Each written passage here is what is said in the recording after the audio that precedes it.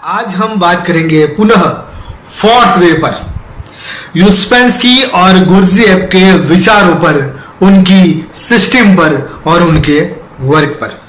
गुर्जिएफ और यूस्पेंस्की ने अध्यात्म को एक वैश्विक और मनोवैज्ञानिक का रूप दिया और इस साधना को खुद पर कार्य करना यानी कि वर्क ऑन वन सेल्फ नाम दिया। उन्होंने खुद पर कार्य करते हुए स्वयं को जाना और जन्माया। प्राच्य विद्या अध्यात्म के सहकार से उन्होंने आत्मसृजन तथा चेतना के विकास का एक मनोविज्ञान प्रदान किया।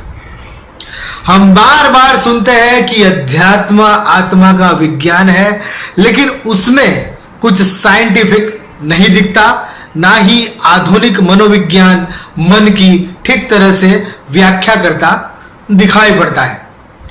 फोर्थ वे के इस वर्क ऑन वन सेल्फ में शायद आपको चेतना के विज्ञान का एक निश्चित रूप दिखाई पड़े। तो आइए समझते हैं आत्मा के इस विज्ञान को, चेतना के मनोविज्ञान को फोर्थ वे की दृष्टि से। रशियन रहस्यवादी विचारक जॉर्ज आइवेनोविच गुर्जिएफ की एक पुस्तक का नाम है life is real only then when I am, अर्थात जीवन तभी वास्तविक है जब उसमें आप होते हैं। इसका मतलब है कि आप है, आपका अस्तित्व, प्रेजेंस, आपका होना क्या है, आपका ठोस स्वरूप आपको पता ना हो तब आप एक हकीकत की जिंदगी नहीं जी रहे होते हैं। तो आइए प्रेजेंस को समझते हैं स्कूल के संदर्भ में।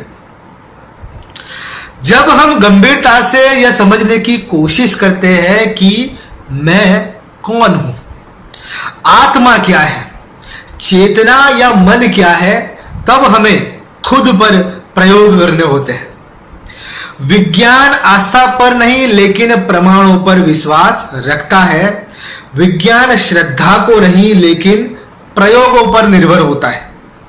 तो जो प्रयोग इस गुर्जिएफ स्कूल या यूस्पेंस्की सिस्टम में किए गए, उसके आधार पर फोर्थ वे की किताबों में चेतना के इस विज्ञान को समझाने का प्रयास किया गया है।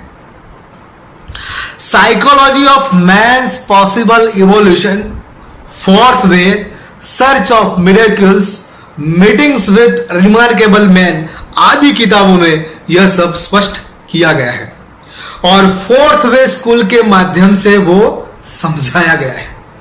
उसमें से कुछ अहम मुद्दों को लेकर यहां हम आत्मविज्ञान या चेतना के रूप को समझने का प्रयास करेंगे। हम मैं किसे कहते हैं, यह मैं कौन है।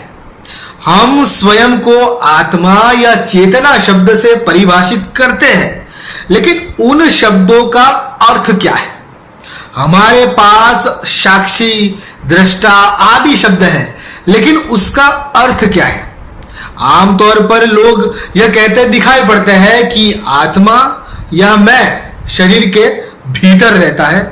तब सवाल यह होता है कि क्या वो भौतिक है, वो ऊर्जा है या विचारों का एक संघ जिसे हम पराभौतिक या मानसिक कहते हैं।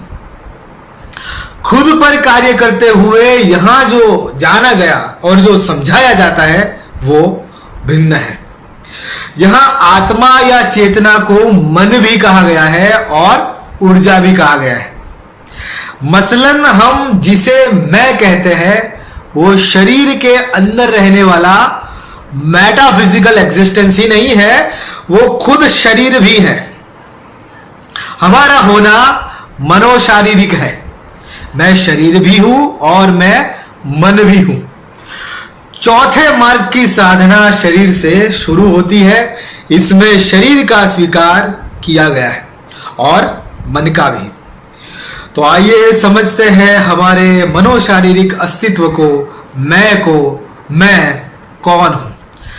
तो हम जिसे मैं कहते हैं या आत्मा, चेतना, जो भी नाम देते हैं वो मनोशारीरिक है। यह पहला तथ्य है। हमारा होना भौतिक भी है, फिजिकल, और यह मेटाफिजिक्स भी है, पराभौतिक या मनोवैज्ञानिक भी है। यह दृष्टा या साक्ष्य की बात नहीं की गई है, वो बाद में आता है। वर्क के तहत हमारी चेतना के 2 केंद्र शरीर के भीतर मौजूद है और अन्य 2 केंद्र मन में सन्निहित है। इसका मतलब यह हुआ कि हम जिसे आत्मा कहते हैं वो 4 अवयवों से निर्मित है। पहले 2 अवयव शरीरस्थ है और दूसरे 2 अंग मन में स्थित है। इसे 4 सेंटर्स ऑफ कॉन्शियसनेस, चेतना के 4 केंद्र कहा जाता है। चेतना के शरीर में स्थित 2 केंद्र है, इंस्टिंक्टिव सेंटर और मूविंग सेंटर। कॉन्शियसनेस के शरीर में छिपे इंस्टिंक्टिव केंद्र का अर्थ है एक स्वचालित सेंटर, और देह में छिपे मूविंग केंद्र का अर्थ है एक बाह्य सेंटर। इंस्टिंक्टिव या स्वचालित केंद्र के तहत हमारे शरीर के भीतर जो श्वसन, पाचन, कंकाल, रुधिराभिसरण और चेता तंत्र की जो गतिविधि हो रही है एवं शरीर के भीतर जो गौण क्रियाएं चलती रहती हैं, उन सब का स्वतः या प्राकृतिक रूप से होने वाला व्यवस्थापन, यह इस केंद्र के कार्य है। मूविंग या शरीर के बाह्य केंद्र के द्वारा उठना, बैठना, दौड़ना, चलना, लेना, देना, पकड़ना, छोड़ना या मुड़ना आदि क्रियाएं होती है जो हम खुद के प्रयास से करते हैं। इसमें शरीर हमें सहयोग देता है और यह इस केंद्र के कार्य है। अब चेतना के पराभौतिक केंद्रों की बात करें तो हमारा मन 2 चीजों से बना है।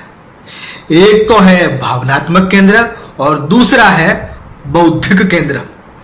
एक तो हमारे मन में भाव उठते हैं, उसमें आवेगिक प्रक्रियाएं होती है, और दूसरा हमारे मन में तर्क होते हैं, गणित होता है वो।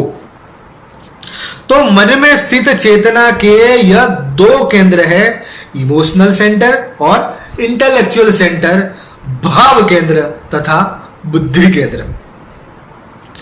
इस प्रकार जिसे हम कॉन्शियसनेस कहते हैं वो शरीर और मन का एक समन्वय है।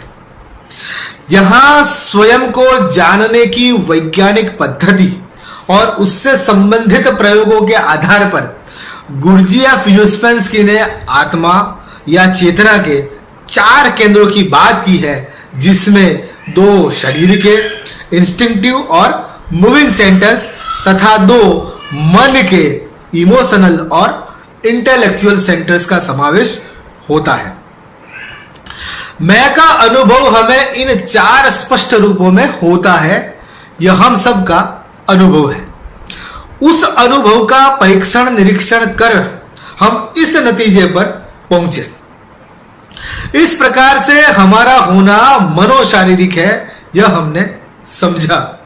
अब एक भिन्न आयाम से वर्क ऑन वन सेल्फ को समझेंगे। स्कूल या सिस्टम का उद्देश्य है मनुष्य को जगाना।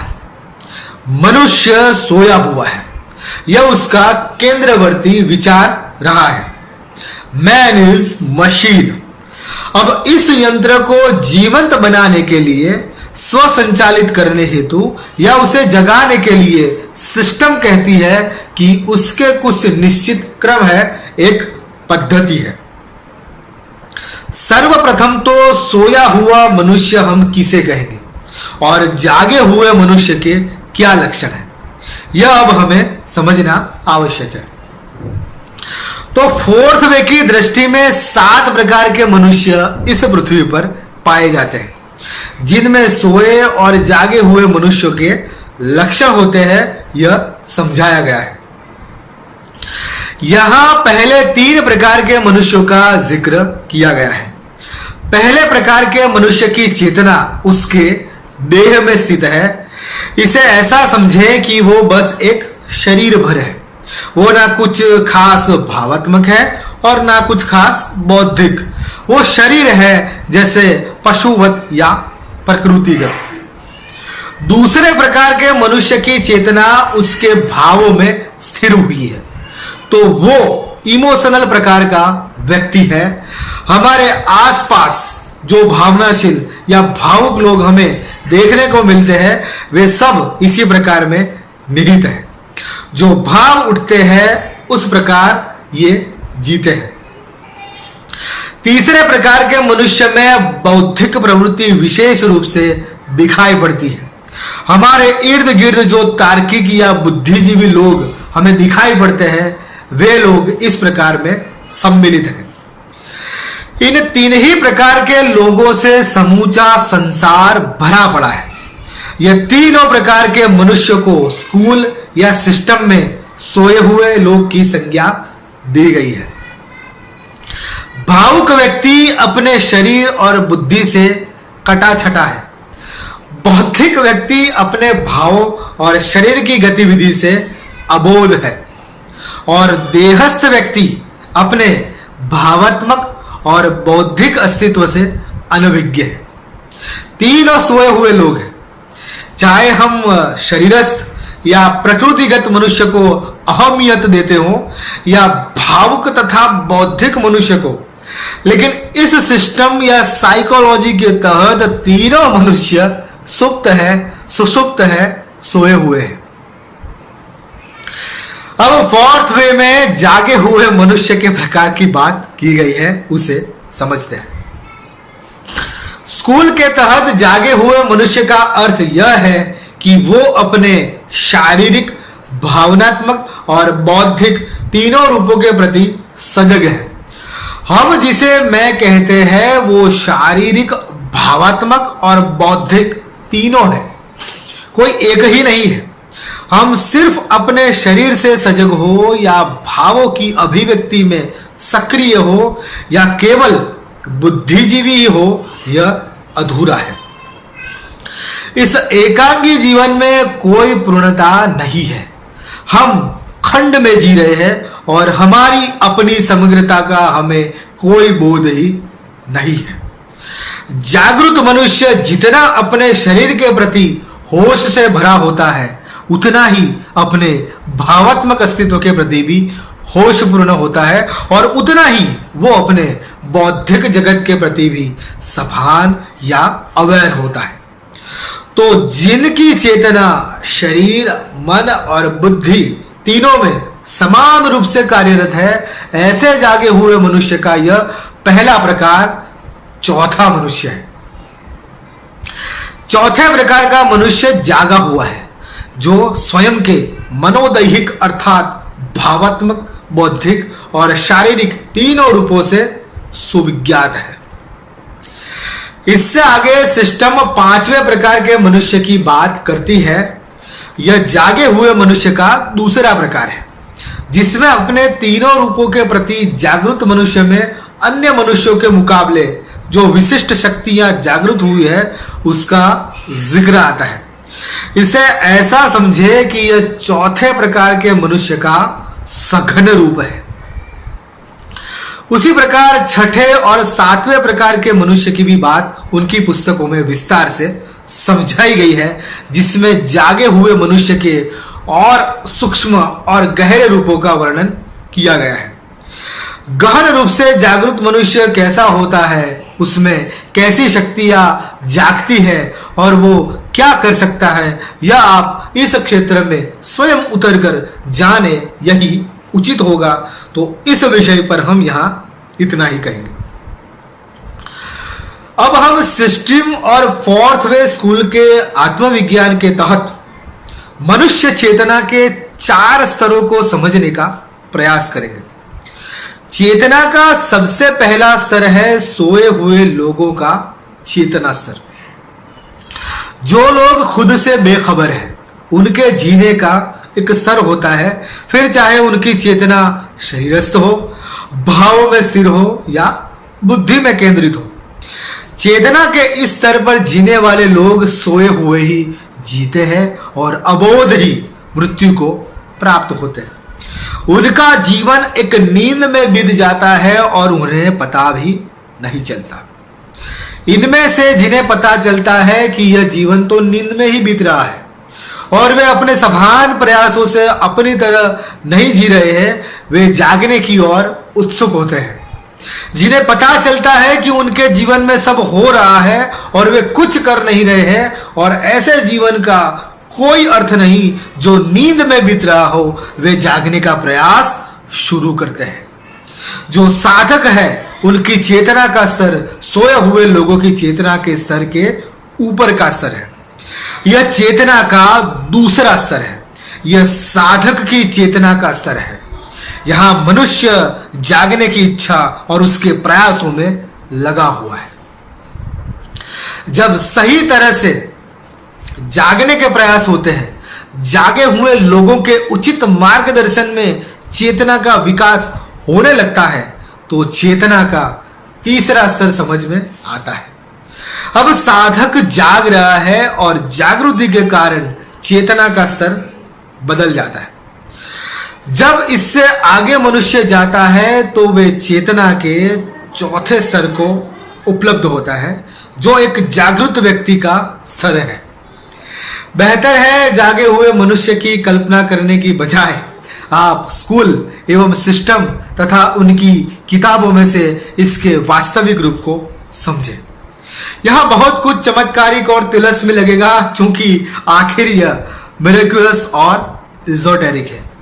यह मनोविज्ञान है, लेकिन अध्यात्म का विज्ञान है। इसके अतिरिक्त अनेक प्रकारों में गुरुजीएफ यूस्पेंस्की ने अपनी किताबों में चेतना के इन आयामों और स्तरों को समझाया है, जिसे आप स्वयं जाने। इस प्रकार अति संक्षिप्त में हमने चेतना के 4 केंद्र, मनुष्य के 7 प्रकार और आत्मा के 4 स्तरों के विषय में फोर्थ वे स्कूल या गुरुजीएफ यूस्पेंस्की सिस्टम की किताबों के तहत जो कहा गया है उसको यहां निरूपित किया। हम आपको यह भी स्पष्ट कर देते हैं कि हमने ना स्कूल और ना ही सिस्टम का हिस्सा बनकर यह जाना है। हमने सिर्फ उससे संबंध किताबों के सामान्य अवलोकन के आधार पर यह वीडियोस बनाए हैं। हालांकि कुछ सिस्टम से जुड़े मित्रों और फोर्थ वे स्कूल के साधकों के साथ हमने इस पर विचार विमर्श किया है और खास तौर पर हमारे इस क्षेत्र के विद्वान मित्र पीसी मैकवान के संवाद करके इन प्रकरणों में इस विषय की जानकारी दी है। यह सिर्फ एक सामान्य रूप का वर्णन है इस विधा के बारे में, जिसे आप एक प्रेरणा के रूप में देखें। अब आपको यह विषय जानने योग्य लगे तो आप उसके आधिकारिक संगठनों में जा सकते हैं।